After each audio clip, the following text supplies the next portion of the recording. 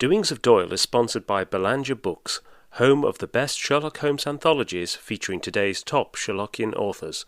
Belanger Books is the only authorised publisher of Solar Ponds mysteries, continuing the Sherlock Holmes legacy into the 21st century. Visit them today at belangerbooks.com.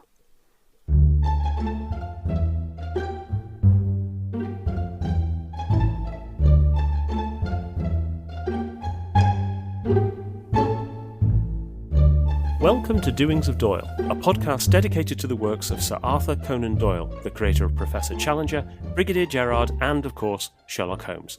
I'm Mark Jones. And I'm Paul Chapman, and together we'll be exploring Doyle's eclectic bibliography to understand more about the great man's life and work. We'll be discussing his fiction and non-fiction, the well-known and the obscure. And stopping by Baker Street along the way. You can find out more at doingsofdoyle.com or follow us at Doings of Doyle on Twitter.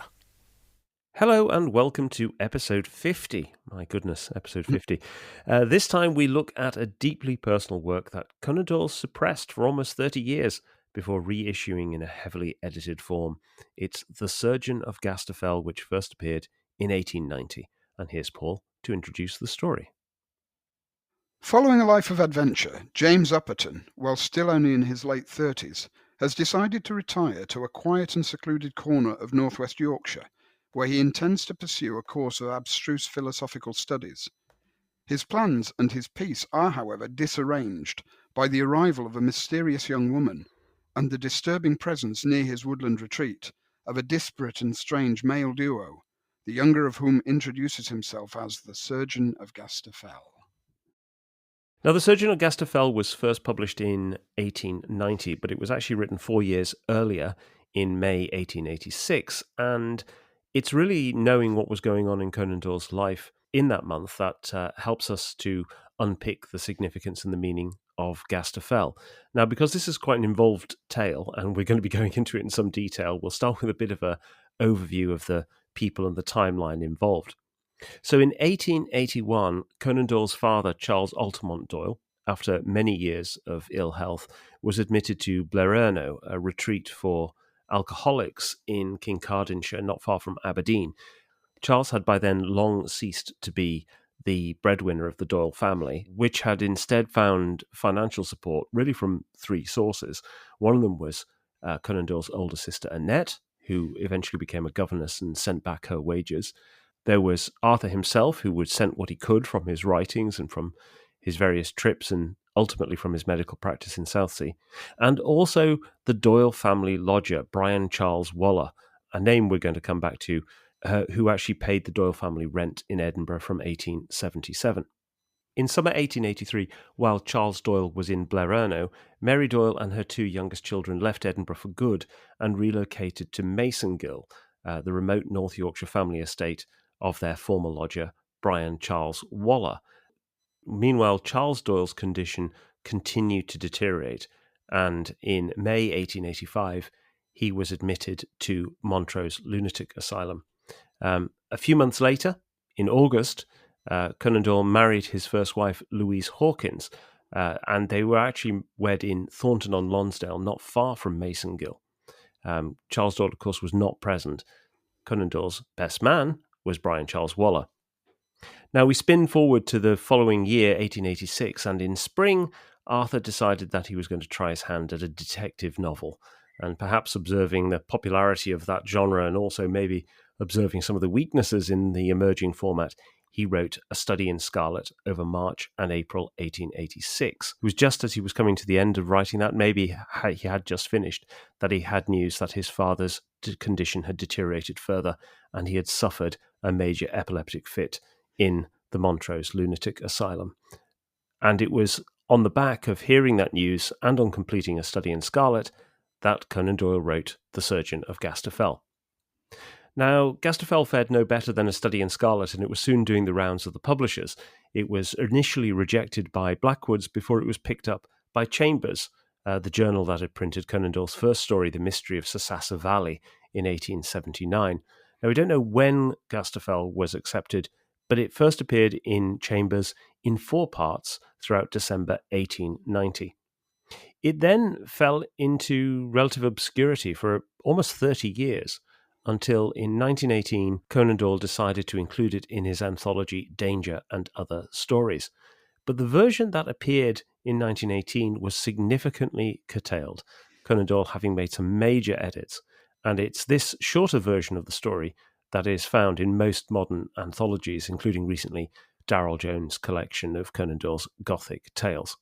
So an awful lot to go at there, but hopefully that gives a sense of the people and the timeline involved in the writing of this really interesting and very personal story. So I think let's start by picking up on the differences between these two versions, because Paul, you've done an analysis of the two, and there are some really quite significant changes for the 1918 edition. Oh yeah, it's a real major editing job that Doyle's undertaken here. I mean, there are a lot of questions. One, why he chose to republish this story, why he chose to do it at this particular point, and when he actually did the edits.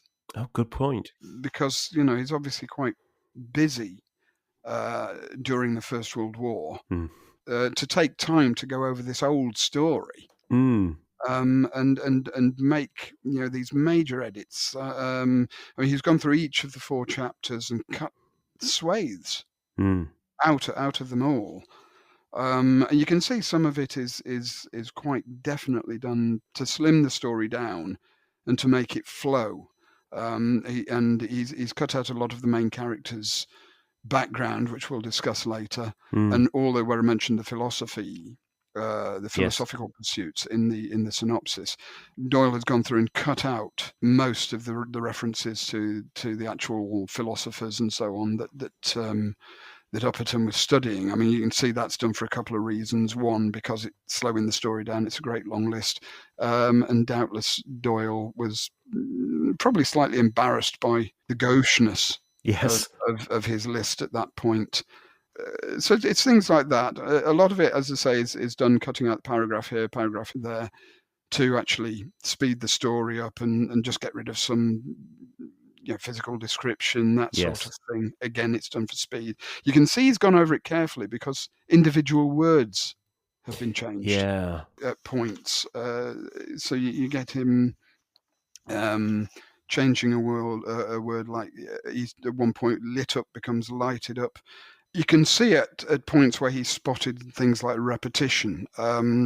He's used at one point the word livid twice in quick succession in the same paragraph, so he changes one of those to vivid.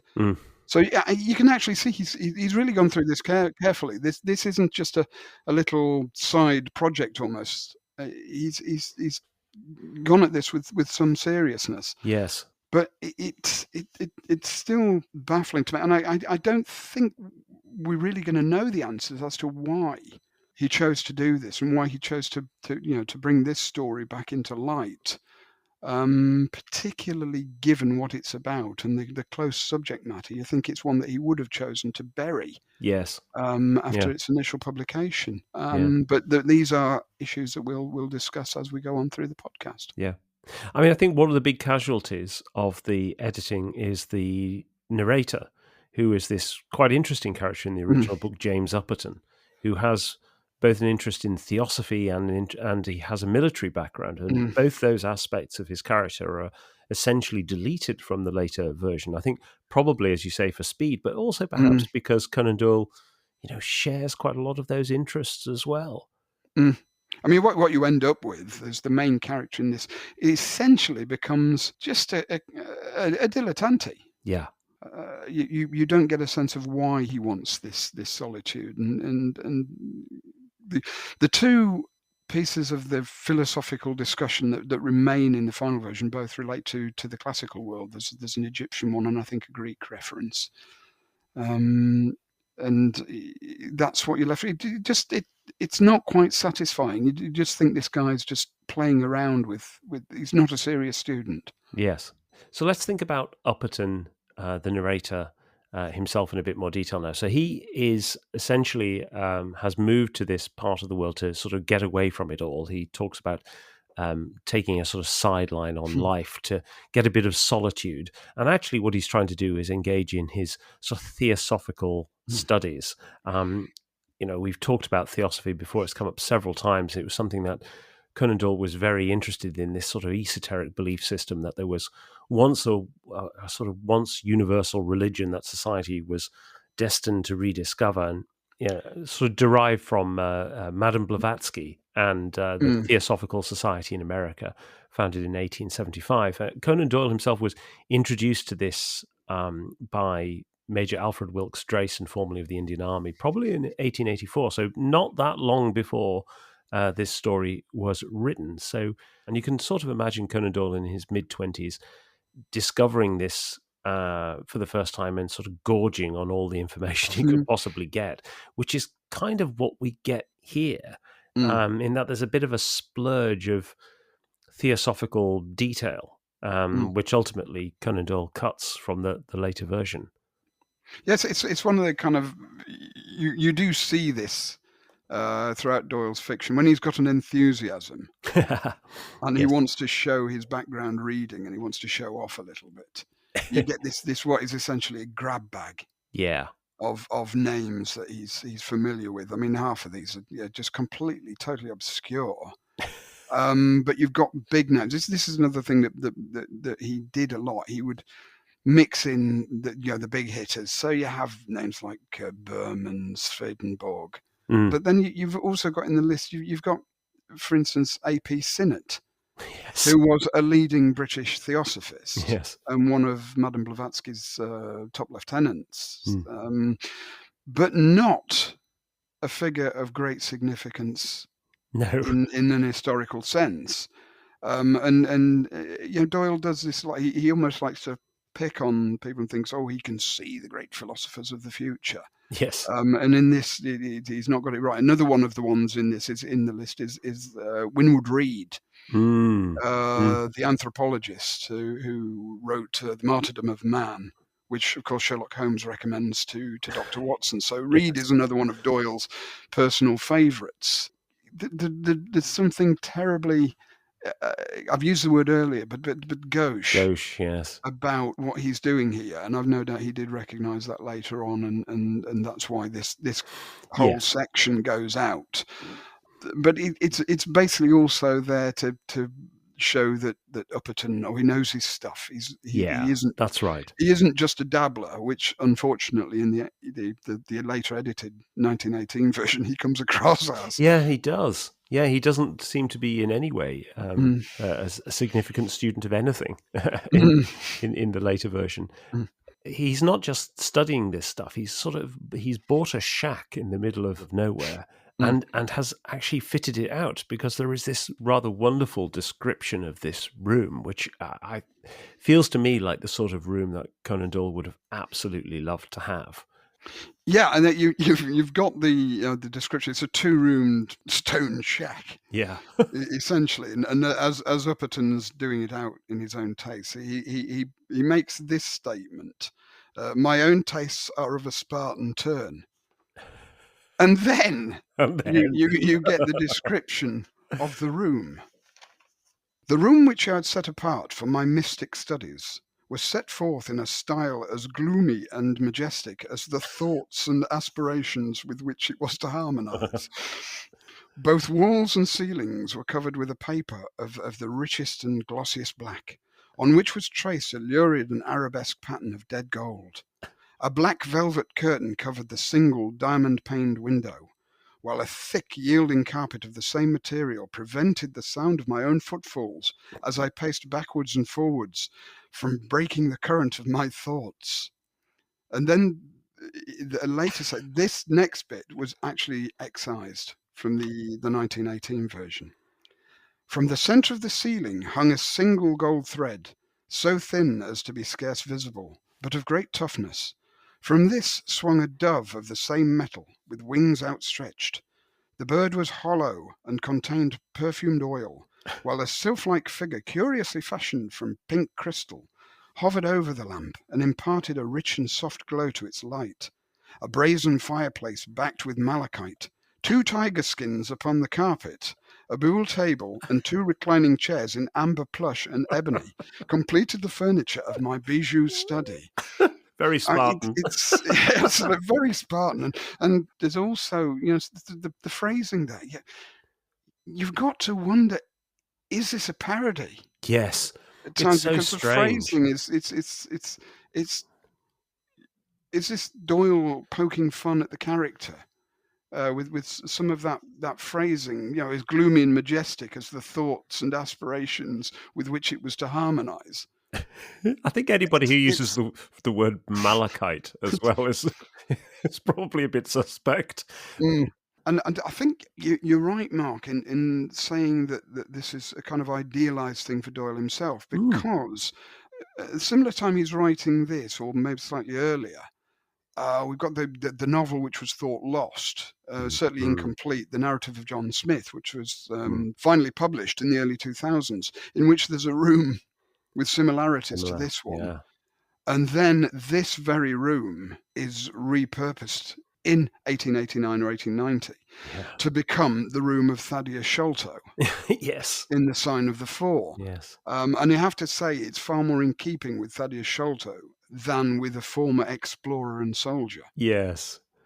Yeah, and bringing Thaddeus Sholto into this, who is a figure who is based to some extent on Conan Doyle's recent meeting with Oscar Wilde, Hmm. the Langham Hotel.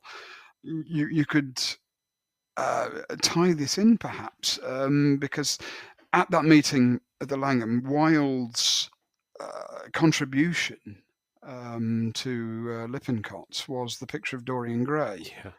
in which Dorian admires a particular French novel, which is clearly meant to be À Rebord by J.K. Huysmans, which was first published in 1884 and describes a kind of worn-out French aristocrat who just withdraws from society in his own private fantasy world, and he puts together these fantastic rooms in which he can Yes. live his own little palace, as it were. So that was published in 1884, which is not long before No. Surgeon of Gaster Fell. We know that Doyle read Huysmans' later novel La Bas in the 1890s and was nauseated by Yes, it. he hated it. But when À Rebord came out, it did undergo a certain British vogue. Mm. And we know that Doyle was a French speaker and reader. Yeah. Yeah. And it's entirely possible that he may have read this book, and it's kind of colouring this room of Upperton's. Yeah. Yeah. And maybe even, as I've sort of hinted at, he's perhaps parodying the Yes. Huysmans Maybe. school Yeah. by doing this. I mean, one other possible source I've thought when reading this story for this room is perhaps Prince Prospero's coloured rooms in Edgar Yes. Allan Poe's The Mask of the Red Death. Yes. I It love carries that. something certainly, with of the black room in Yes, it that. does, So doesn't that it? could be another thing that's entering into this picture. Yeah, that's a good spot.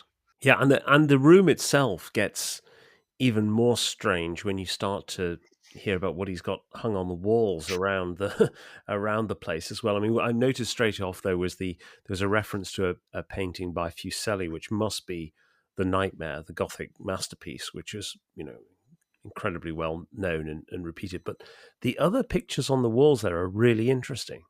Yeah, he mentions four other artists: Noel Payton, Gustave Doré, John Martin, and William Blake.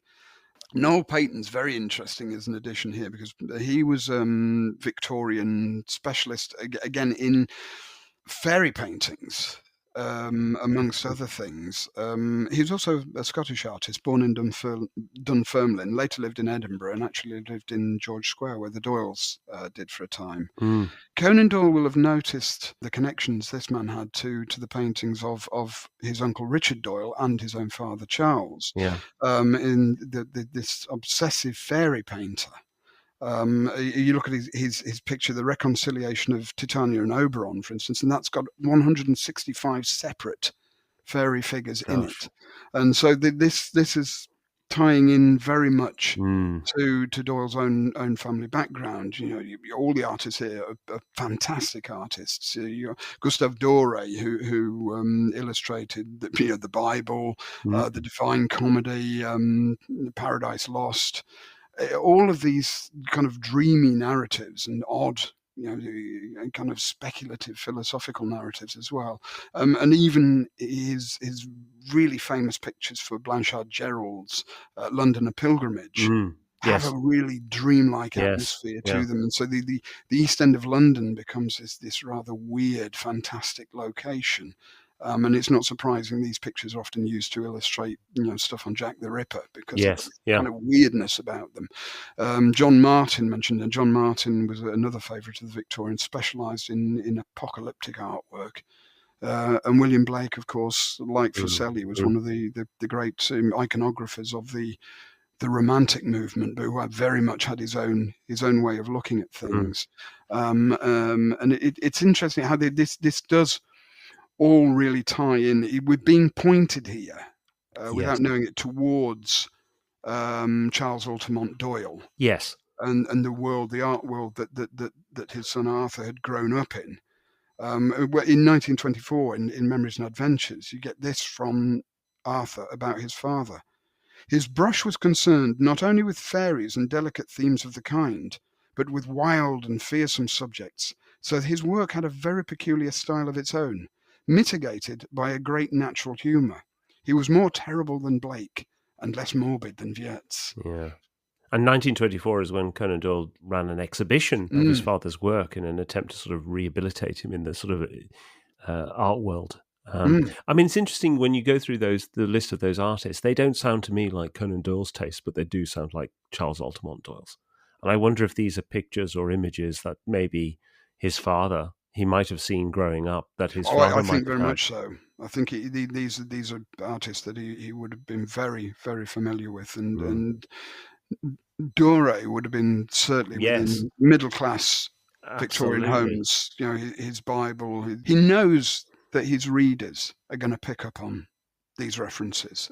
Which is interesting that this is then some of the stuff that gets expunged. Mm, And the other bit that gets expunged from the story of James Upperton is his military mm, background, and he has a really interesting military service. This is not a British soldier in the British Army. He actually has served well in two fields of war. Really, one of them in the Franco-Prussian War as a member of the Foreign Legion, mm, which had got special dispensation to serve on mm, domestic soil in there, but also in the American Civil War mm, as well. And it's a really peculiar little detail. It's completely irrelevant to the story, mm, but it's a really fascinating little bit of detail that he's thrown in. I just wonder why. mm. Well, I mean, he's picked on two wars which were obviously of great personal interest to him. I mean, the actual Upperton himself says, as a soldier of fortune, I had served under many flags.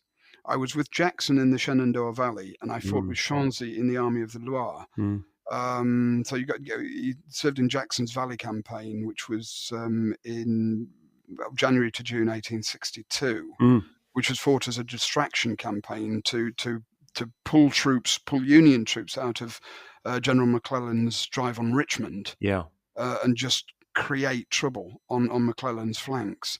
And was hugely successful. I mean, this is part of the building of the Jackson legend, yeah, yeah, Stonewall Jackson. And then with the Franco-Prussian War, you've gone with Chanzy and the Army of the Loire. So yes, there was yeah, actually, for the duration of the war, and this was first done while Napoleon III was still in power before Sedan toppled him.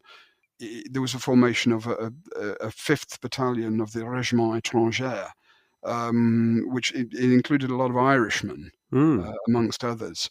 But this is the unit that Upperton will have been fighting with, because he mentions fighting near Orléans against the yes, yes, Bavarians, and this unit were specifically involved with that. So you can pinpoint it. It's Conan Doyle knows his stuff. yeah, And these were both, the Valley campaign was noted for foreign volunteers in both the Union and the Confederate armies, including, I mean, one of the most notable ones in the Union Army was the magnificently mustachioed Sir Percy Wyndham, who fought with the Union cavalry, and you can see from his photographs he liked himself. We'll put them in the we'll put one in the show notes. Absolutely. So you've got foreign volunteers clearly in that campaign, and he's picked the right campaign, or the right in the Franco-Prussian War, Yeah, as well, to include Upperton. And it's also perhaps notable that if this is the case, Upperton could be one of, if not the first British literary member of the French Foreign Legion. Because we're talking here, probably 1890s, 34 years before Beaugest. Beaugest, yeah. It's even 14 years before the first memoir of an English legionnaire was published, which was John Patrick Lepoe's A Modern Legionary in 1904. But what had been published before Doyle was Under Two Flags by Ouida, in which the Honourable Bertie Cecil has to join the French army to hide out. But he doesn't join the Foreign Legion, he joins the Chasseurs d'Afrique. But we know Doyle had definitely read that book because he mentions it in narrative of John Smith. Yeah. And the phrasing you look at with Upperton, as a soldier of fortune, I had served under many flags. You're almost under two flags. Yes, that's true. But yeah, it's an absolutely fascinating part of the character, and as you've said, Mark, it's excised from the 1918 version. And doesn't really serve much of a function. I mean, if it's to suggest that he's a brave man in the face of danger, you don't need to go to this elaborate length to really establish that. Particularly for the one scene in this story when he thinks there's an intruder at his shack. I mean, the other thing about it is, of course, Conan Doyle would go on to use the Franco-Prussian War as a setting in Lord of Chateauneuf, which we covered previously. So it's a really interesting little bit of detail, but like you say, completely excised. And this is Upperton working for two lost causes as well. Yes, completely. With the Confederates and the French in this war, it adds an edge of or an air of romanticism. Yes, to him, that particularly with the Confederacy at this time, it's the great lost cause, and is already being romanticized. At this point, there's also, I mean, I wonder as well with the excision of this that we're getting this done in 1918. We're in the middle of that's right, moving to the latter stages of the First World War, and maybe Doyle sees these wars don't have relevance anymore. Yes, in that context, and that's why he's taken it out. Yeah, I mean they are completely different eras. War has completely changed. So yeah, I think that probably makes an awful lot of sense. I think he does still keep the dating of the story. Oh yes, because you've got that in the letter at the end. Yeah. So you still have the context of it being set in 1885. Yeah. I mean, the other side to Upperton's character as well, or linked to this, is that he's also not only a soldier of fortune, he's been an explorer. Yeah, that's right. Among the first of Europeans, I had penetrated to the desolate shores of Lake Tanganyika, and I had twice made my way to those unvisited and impenetrable jungles which skirt the great tableland of the Roraima. So we've got Lake Tanganyika was actually found by two British explorers, John Hanning Speke and Sir Richard Francis Burton, in February 1858. When they were in search of the source of the Nile, and there's a possible idea Tanganyika might have been it, but Speke later found Lake Victoria, which was the actual source. But Burton also, after the Tanganyika expedition, went on to explore the Brazilian interior in 1867. So he's followed the same path as Upperton. And Burton wrote two books. So he wrote The Lake Regions of Central Africa and Highlands of Brazil, which Conan Doyle may well have read. And there's also, at the time he's writing this story, if it's about the same time as he's writing Study in Scarlet, is Study in Scarlet. One of the source books for that could have been Richard Burton's The City of the Saints, Yes. because Yeah, Burton yeah. had actually visited the west of the western states of America and Utah in particular Mm. in 1860. So Doyle could well be feeding off Burton's work a lot here.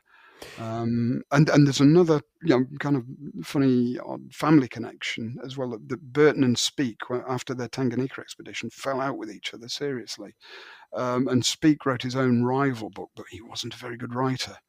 And the man brought in to edit it by the publisher Blackwoods was Doyle family friend John Hill Burton. Oh, that's a great spot. Mm, That's a really good spot. I'm just thinking also about Upperton. When this is written, we've just had another Conan Doyle military veteran in print or committed to paper, and that's mm, Watson. mm, So he's bouncing. He's using these former servicemen or people with former service as characters suddenly. mm, mm, mm. Interesting. And it could also be, with you look at these characters in the background, it's the characterization of Upperton is particularly striking, because it's his mental state. Hmm. That he's feeling this need to escape from this adventurous lifestyle, and you wonder if this is some form of kind of PTSD. Yeah. That Yes. because he's described the surgeon, who we will talk about later, is wary of Upperton because of his foul temper, That's right. and he's always on edge. Yeah, he is. He's Mm, definitely got sort of mood swings and mm, volatile character, mm, mercurial. Yeah, absolutely. And just to round off on the sort of major changes between the versions, one of the things that gets a little curtailed in here is the description of the location, which has Upperton travelling to Kirby Malhouse, a West Riding hamlet. But it's very clearly this location that we're going to talk about in a bit more detail, Masongill, which was the family estate of Brian Charles Waller. It's actually located in the very northwest part of North Yorkshire today, but was on different sort of county boundaries mm, at the time. But it's the description of Kirby Malhouse is that it's in view of Morecambe Sands and Ingleborough, and can see Pennygent as well. And the description is very much about it being a secluded and a lonely place, an isolated place. It's not a pleasant location in and of itself, and it's a very odd place in a strange way for the lead, for James Upperton to decide to go for mm, study. He really is mm. trying to escape civilization by going there. The opening description that is excised did remind me a little bit of a few other works, which I think also borrow from this real life location of Masongill. One of them is Uncle Jeremy's Household, which we covered back in episode 17. But I recently reread The Club-Footed Grocer, 1898, where there is similarly a kind of there's a wicked uncle who calls on the services of his nephew, and the nephew has to make a trip up north to this remote location, which again is very similar. The beginning of The Brown Hand has this kind of journey to a similar kind of isolated location. All of this is obviously Gothic tropes. You're playing on this whole idea of moving further and further away from mankind into this dark and gloomy area. But you also get finally another one which is important, which is the Beetle Hunter, and I'm sure we'll come back to the Beetle Hunter when we talk about Charles Altamont Doyle. But all these stories are all drawing on what seems to be this real life location that Conan Doyle visited many, many times. And the people of Masongill will often sort of draw very direct connections between the village and Conan Doyle, and of course Sherlock Holmes. There's many references to St Mary's Church in Ingleton nearby, which had a vicar called Todd Sherlock, and there's also a home head below Ingleton Viaduct. So lots of people trying to make the connection between the two, but certainly there seems to be almost spiritually some kind of connection to Masongill that has its echoes all the way through this story. And I think as well, where you talk about the Gothic tropes and the kind of the Gothicization of the landscape Mm, in this story, you've got to look at the names as well. Kirby Malhouse, Kirby Bad House or yeah. Evil House, the Surgeon of Gaster Fell. Mm, Gaster is almost ghastly. It's it's deliberate mm. in the naming. Yeah, and Conan Doyle used Gaster before for a certain vampire He did. in the winning shot. And Mason Gill is the connection to this gentleman we mentioned right at the beginning, Brian Charles Waller, the former Doyle family lodger. And it's worth saying a little bit about Waller himself, because he's such a significant figure in Conan Doyle's life and yet so difficult to get a handle on. We have very little information about him, but what we do know is really tantalizing, really. But he was both a medic and a poet. He had the literary side and the medical side as well, and was probably one of the significant influences on Conan Doyle studying in Edinburgh. He was born in 1853, so he was 6 years Conan Doyle senior. He graduated from Edinburgh in 1876, and by 1877 he was sharing lodgings with the Doyle family, originally at Argyll Park Terrace, right round the corner from Lauriston Gardens, which Conan Doyle reuses in Study in Scarlet. And the rent there was paid jointly by Charles Altamont Doyle and by Waller. They then moved very upmarket to George Square and lived there for 4 years, where the rent was paid solely by Waller. Later went to Lonsdale Terrace, a bit more downmarket for the time, which where the rent was paid by Waller again.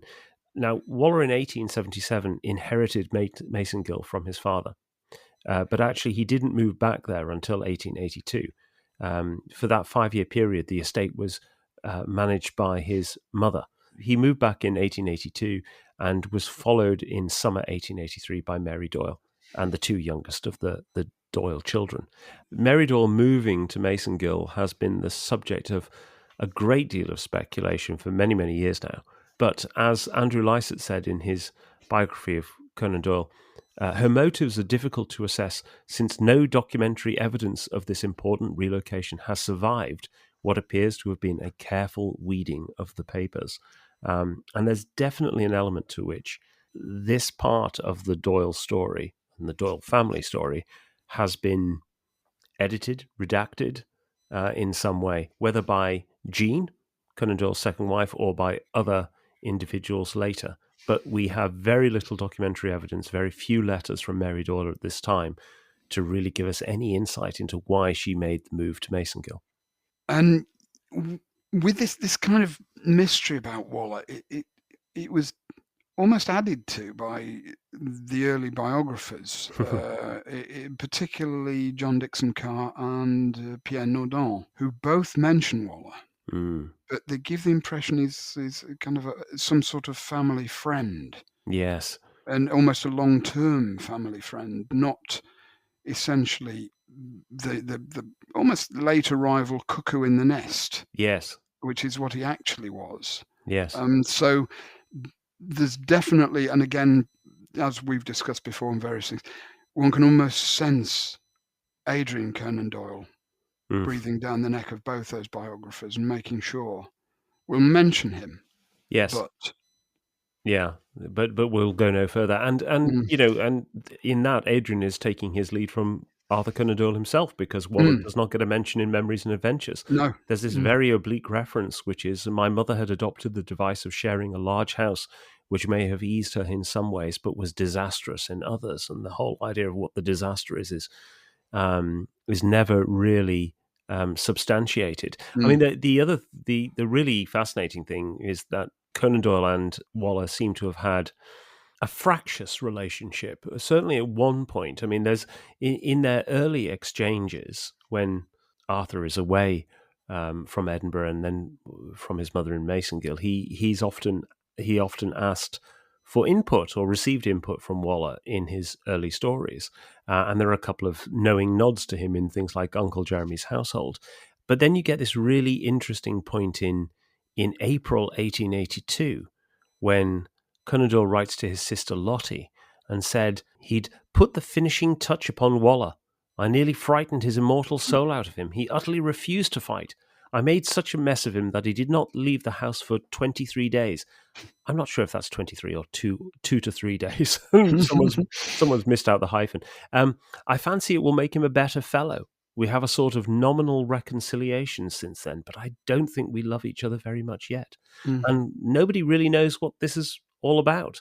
Owen Dudley Edwards really did the pioneering work on Brian Charles Waller, And he has a number of suggestions for what this may be. Probably one of the most interesting is this idea that, in addition to the sort of cuckoos in the nest argument, as you mentioned, Paul, there's also the idea that he might have actually had some feelings, unreciprocated feelings for Annette, Conan Doyle's older sister, who went to Portugal in 1879.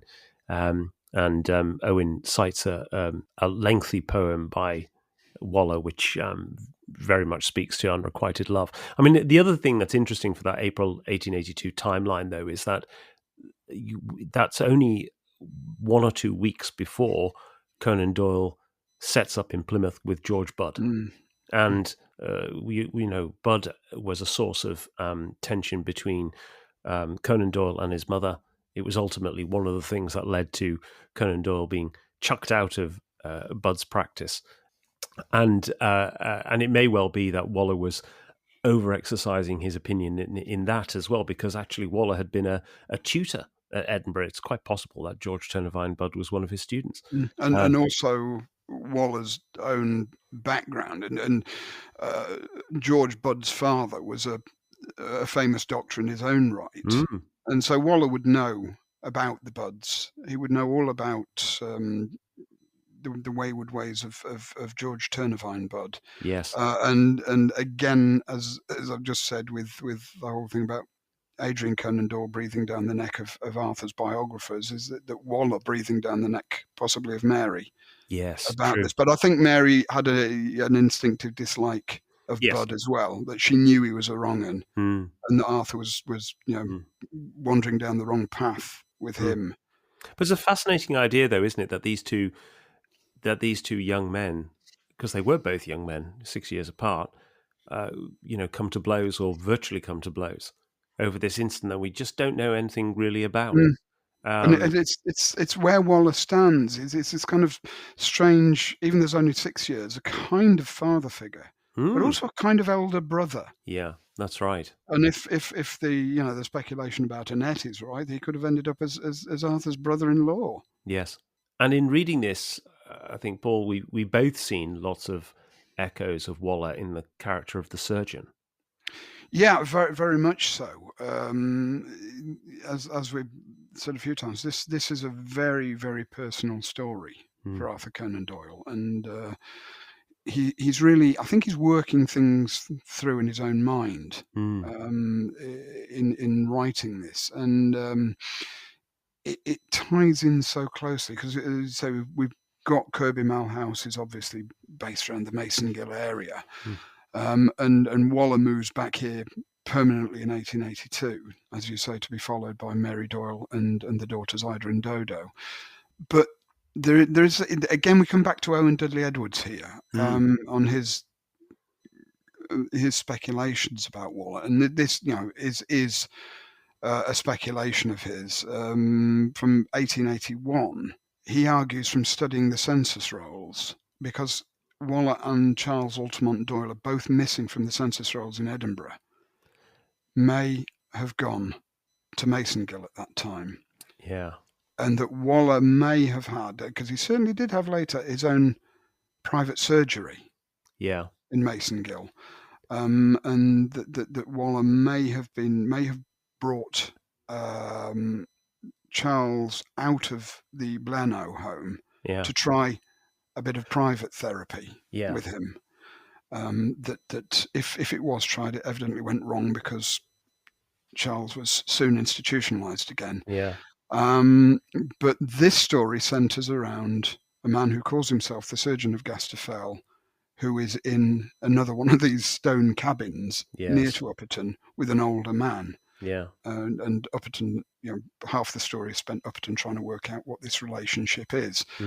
And it does turn out that the younger man is the older man's son and is looking after him. Yes. When we first meet the younger man, he introduces himself to Upperton as the Surgeon of Gaster Fell. And Upperton gives us this description.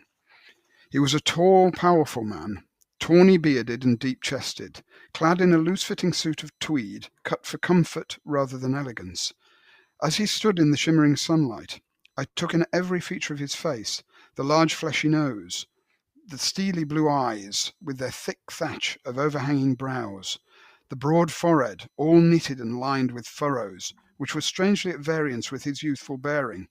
In spite of his weather-stained felt hat and the coloured handkerchief slung around his muscular brown neck, I could see at a glance he was a man of breeding and education. Now, it's difficult to say with any certainty, but I certainly, my feeling is this is a description of Waller. Yeah. And Yeah. the way it fits, he's what I would describe as an old young man, which Waller Yes. definitely was. Waller carried an old head on younger shoulders, that's for Mm. sure. He Mm. wasn't a man of youthful pleasures and joy. So we get that from this character. So it's again Arthur Conan Doyle working things through, I think, with this story, and Yeah. it becomes very personal. Yeah. At this point, once when you do know the background and you read this story, you think, yes, this Yeah. is what's This really going on does. here. Yeah. Yeah. I think Charles Doyle's now been found in the 1881 census, and he is in Blereno, but it Oh, doesn't. right. But it Mhm. doesn't discount, I think, Owen's central point, which is that Mm, there's so much in this that feels so real that mm. you could imagine that this was a serious consideration. That it's the fact that we know that Wallace certainly had what was known as the surgery. He did. He Mm, did, absolutely. And you can imagine it had been a topic of conversation. mm, But the character of the surgeon, his brusqueness, his mixture of kind of old and young, um, like the Waller that we learn mm, from the limited information that we have, he certainly doesn't seem to have been a particularly gregarious or outgoing or even friendly sympathetic. individual. Mm, He's certainly not sympathetic. And it is that kind of seriousness. It's why he's such an interesting figure because, as we've talked about previously on this podcast, Conan Doyle, there's nothing in Conan Doyle's family history that's going to push him towards medicine. And yet mm, here is Waller, this individual who's almost the cuckoo in the nest, who actually brings in the medical side and wants to, argues that Arthur should go and study at mm, Edinburgh. But he's also the example of somebody who is well connected in the literary circles, has his own publications behind him. I mean, before he is the Doyle family lodger, he's already published, mm, and he's got this medical background too. So Waller becomes this sort of a role model that is much more akin to what Conan Doyle would become than Charles Altamont Doyle. mm, And that's maybe where a lot of this sort of the processing, as you say, mm. is being worked through in the Surgeon of Gaster Fell. You've also got with Waller this grim, humorless seeming Yeah. character, which you can see him trying to bring out at times, probably Arthur's, or encourage Arthur's seriousness. Yes. Yeah. And you do get that. I think in this story there's that's going on Mm. with Upperton and his philosophical musings and his very serious side. But as I kind of alluded to earlier when we're describing the room, there is this sense of parody and fun Yes. that Doyle recognises the ridiculousness of this man Yes. and Yeah. his pretensions, and perhaps saw that in himself Mhm. and tried to guard against it every now and again. Mm.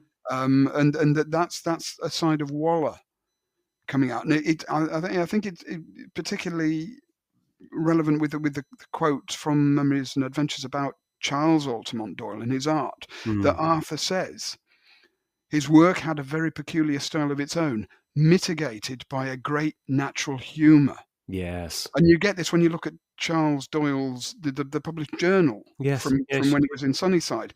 There is this melancholy, Yeah. but there is this humour going on as well, and There I think is. that's very strong throughout Arthur Conan Doyle's work Yeah. That's a as very well. And I think this is trying to fight against the Waller influence, Yeah. perhaps. Yeah. So Waller is an influence both positively and negatively. I mean, I think there's Mm, another possible echo of a real person in here, which is in the character of Eva.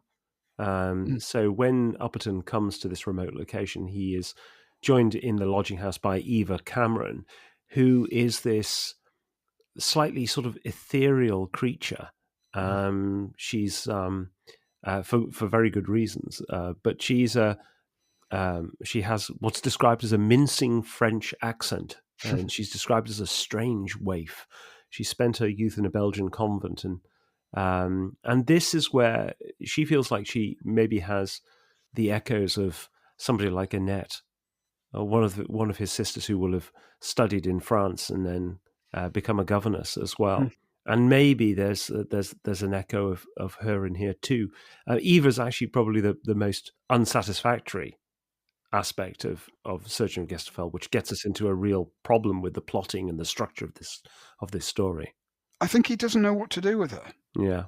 That's the thing, because you get this hint of a possible romance building. Yes.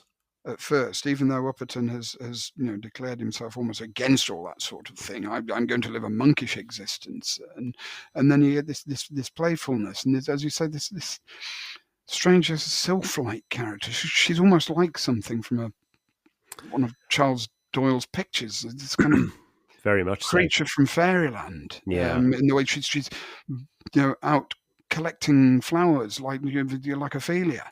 Yes. You've got all that coming in, and then you also get later on a scene which then involving her, which goes into the Gothic.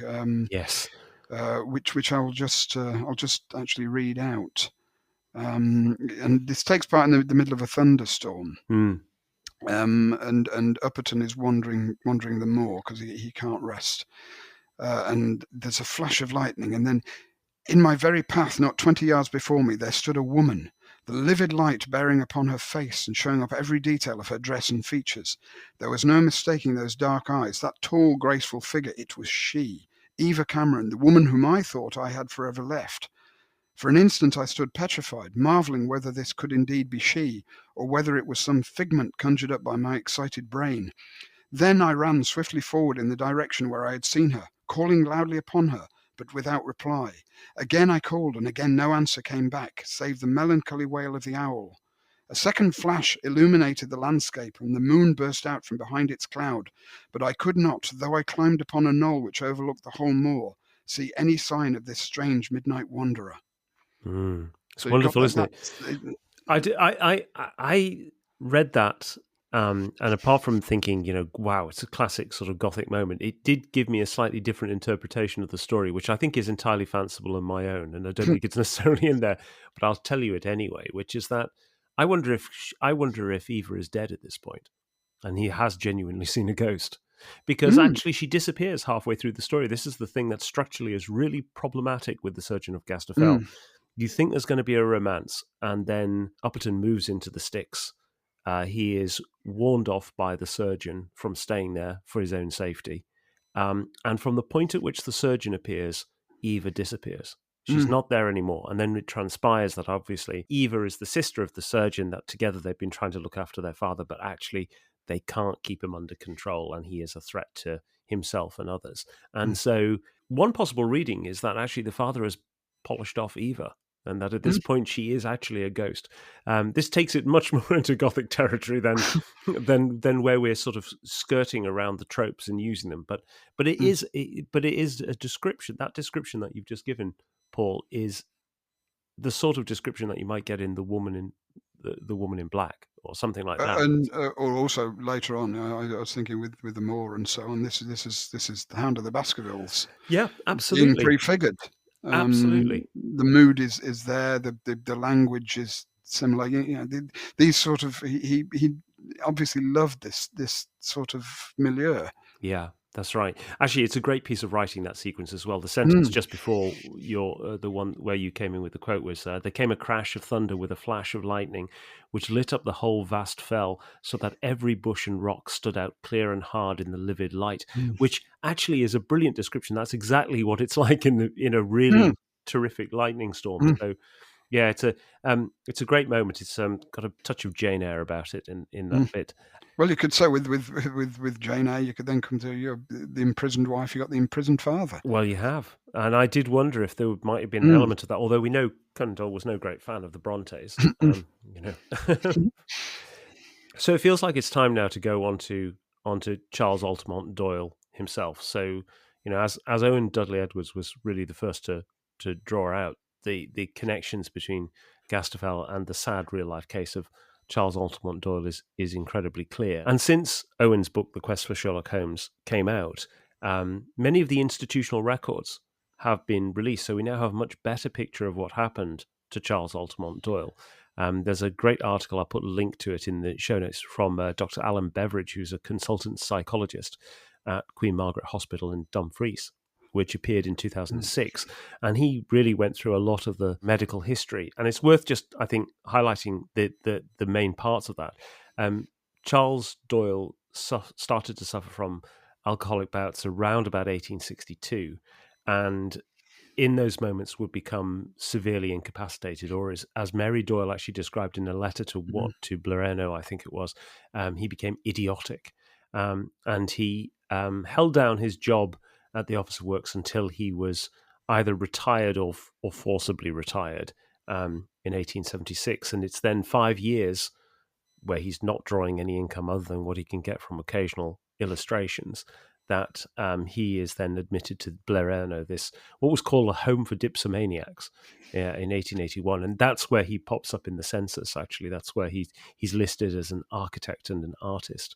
He then at some point had a drunken episode, which then saw him move into Montrose Lunatic Asylum on the 26th of May, 1885, and one of the mysteries that's always surrounded this is who signed the admission papers. Because at the time you needed 2 doctors to sign the admission papers. And Owen put it out there that, potentially this was Waller and Doyle, because, they are two doctors and could do it. Actually, the Montrose papers have been released now, and they show that they were signed by 2 other doctors, Dr. James Ironside and Dr. James Duffus. But what's quite sad about the records that exist, and I have read these, they actually show that Charles Doyle was not just severely incapacitated through alcoholism, but also he seemed to have significant brain damage and memory loss. So when he was admitted, he couldn't remember how many children he had. And then I think what's really pivotal here is that when he's at Montrose, that's when epilepsy starts. So I think in the story of Charles Doyle before now, there's always been a sort of grey area as to epileptic episodes, but it does seem to be that I think January 1886 is maybe the first major one, and the second major one comes in April 1886, precisely at the point where Conan Doyle is about to pick up his pen and write The Surgeon of Gaster Fell. And that to me strikes me as being really significant for the simple reason that if you are thinking about the major step that they took in 1885 of admitting him into a lunatic asylum for the first time, his condition has now worsened. You must be thinking at this point, have we done the right thing? And that, of course, is this big theme that comes up. Just to finish off that story, he spent 6 years in Montrose and then moved to the Royal Edinburgh Asylum as a private patient. There is a letter from Mary Doyle that Beveridge has uncovered, which suggests that the family had had very little or almost no contact with Charles Altamont Doyle for many years by that time. And then finally, in 1892, he was moved to the Crichton Royal in Dumfries, where he died in 1893. The interesting thing about that is the certificate to transfer him to the Crichton Royal was signed by Conan Doyle, not in his capacity as a doctor, but as he had to authorize as almost duty of care. And he listed his father's condition as dipsomaniac, and was asked very explicitly, "Is your father a risk to others?" And he said, "Absolutely not." And the boarding fee at that point was paid by Arthur Conan Doyle. So it's a really sad story. It's the ultimate sad story is that Conan Doyle didn't attend his father's funeral. So you get this it's a really tragic story of a man who is lost first to illness, and then I think as soon as he's institutionalized, the family are very distant from him. If not, you have to wonder how much of Charles Doyle was left. And that's where the Doyle Diary, which actually dates from 1889, really shows the sort of real tensions between moments of lucidity and his trauma. It's very moving. So it's a terribly tragic story, and all of this is what lies in the background of The Surgeon of Gaster Fell. You got with that background, this move that Mary makes in 1883, which is 10 years before Charles's death. Yeah. Down to Masongill, to Waller's place. I mean, it's understandable but strange at the same time. Yeah. And what were her thoughts towards Charles? As you've mentioned the Doyle diary, with that Charles was obviously thinking about her a lot because she appears in so many of these pictures. And there's the idealized one of Charles looking lovingly Yes. at Mary, Yes. saying, "My ideal home ruler." Yes. It's so he's obviously he's capable of assessing his own situation very clearly. Yeah. There is a tragic note from Charles Altamont Doyle while he's in Montrose. He's talking to this is recorded in the medical records, where he says to his doctor that he has written a volume of ideas and I think illustrations which he's requested be sent to Mary Doyle. And it says, as I have never had a single book of drawing acknowledged by her or other relatives, I can only conclude that they see no profit in them. Now, quite possibly the Montrose didn't send him on, but equally, all the evidence would suggest that once Charles Doyle is admitted and Mary Doyle has moved south, there's very little, if any, connection with Charles Doyle. It's deeply tragic, I think.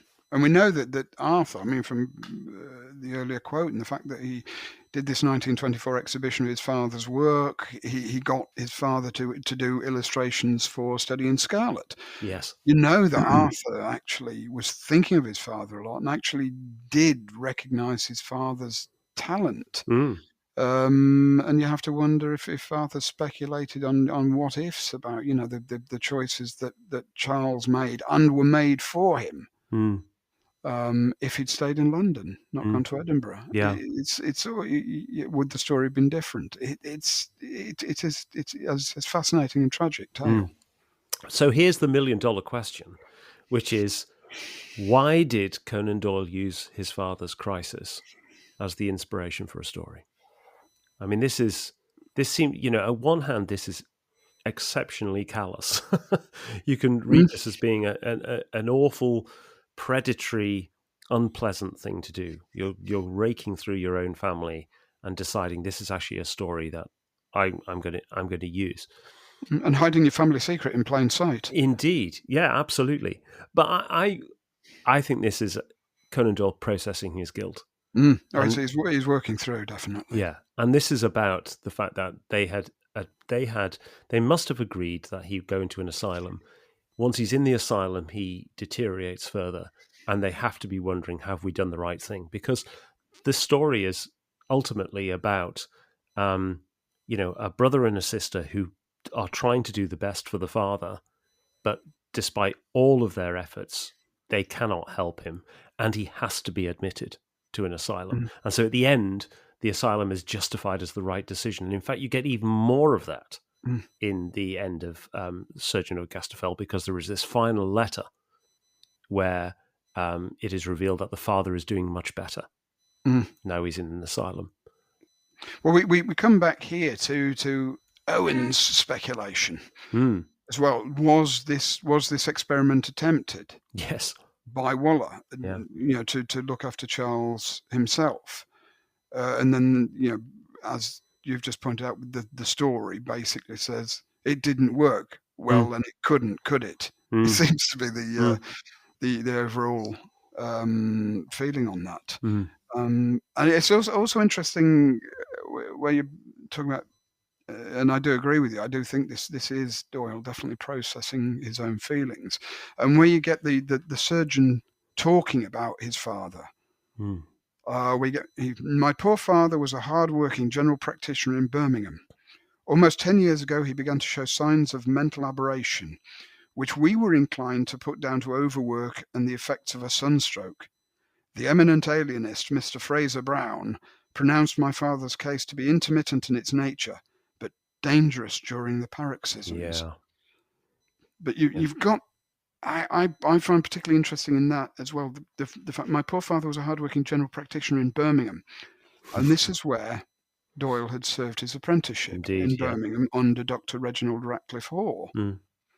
So Yeah. to me, you've got him working three things here. You've got his actual father, Charles. Mm. You've got the character in this is described as a Birmingham practitioner, so it's almost like substitute father figure, Yep. which is That's what right. Hall became to him, is thrown into the mix. And then you've got Waller, who is another sort of substitute father, but substitute an elder brother. Yeah. You've got all that going on here. Mm. So there's definitely Yeah. stuff being worked through, I think, from all those references. Yeah. And that final letter is one of the things that gets really heavily cut in the 1918 version. In fact, Conan Doyle just says at one point, at the surgeon's letter, actually essentially says, I don't need to go into any more detail, but ... sort of, Mm. and it cuts out a whole swathe of information that's in the original Chambers version. I mean, obviously we would recommend people try and get hold of read the original version Mm. as well as the redacted version.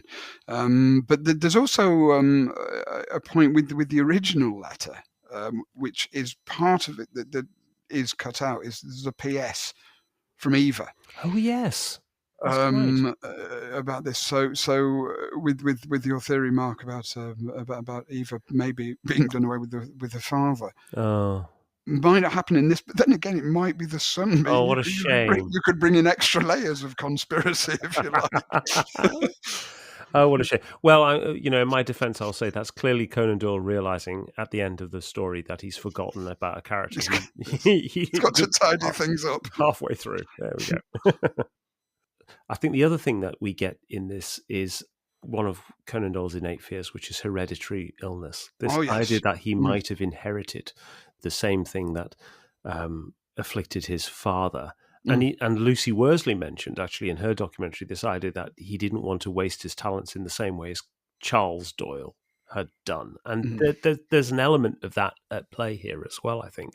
But here you get a really interesting bit of the story that just doesn't get played to the full, which is the idea that Eva has in some way contracted her father's condition. She has this mercurial character. She does bounce. She has these flights of fantasy, and then very grounded. And she is exhibiting things that make you suspect maybe she actually has inherited in some way something that has affected the father.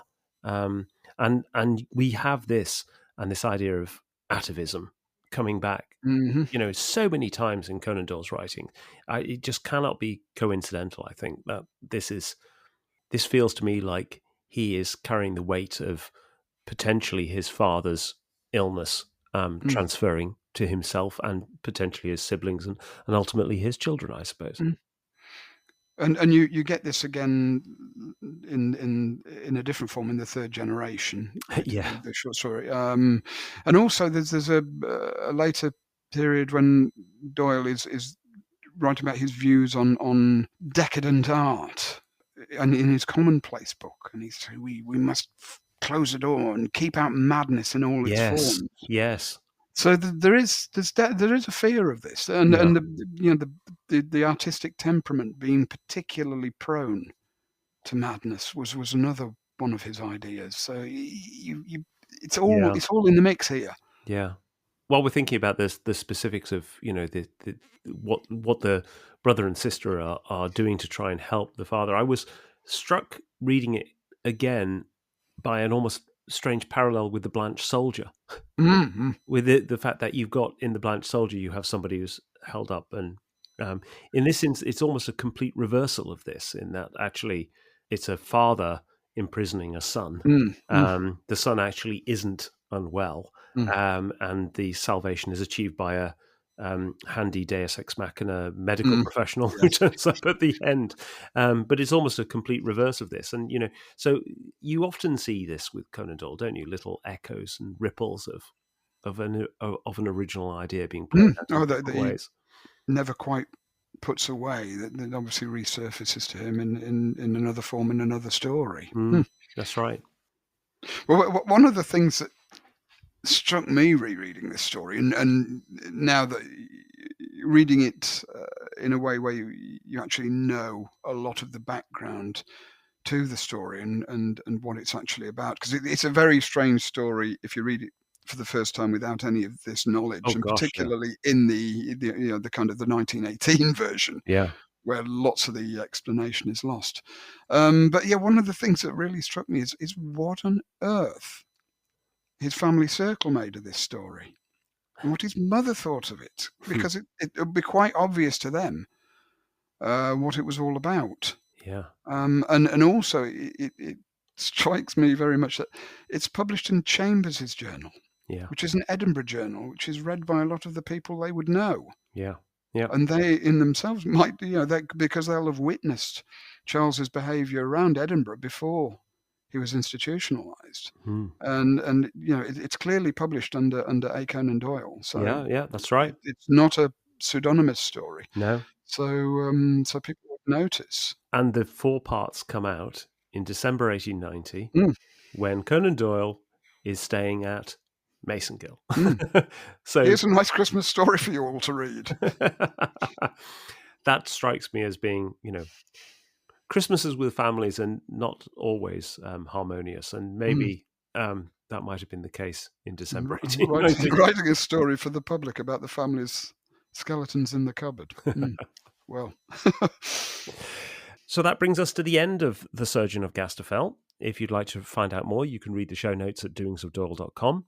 And please leave a rating or review on your podcaster of choice to help us find new listeners. Now, next time, what have we got in store, Paul? This story that we've just been discussing today is from the earlier part of his career, written in the mid-1880s. This one was first published in 1921. We've talked about Upperton's dream room to study philosophy. This will be a study of Conan Doyle's story, The Nightmare Room. Excellent. So, until then, it's goodbye from me. And goodbye from me. Goodbye.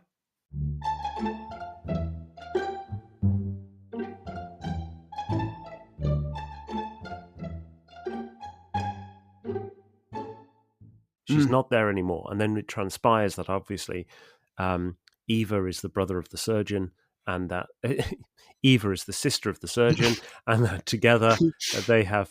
Let's do that again. There's the outtake. There we go.